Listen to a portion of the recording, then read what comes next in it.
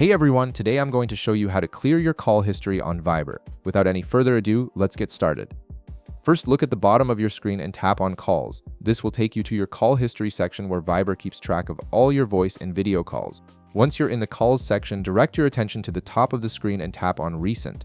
This option displays a complete list of all the recent calls you've made or received through Viber, making it easy to review your call activity.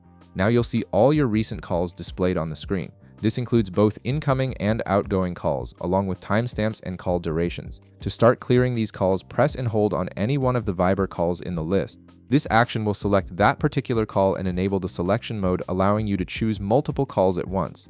After you've selected the first call, continue tapping on additional calls in the list until you've selected all the calls you want to delete.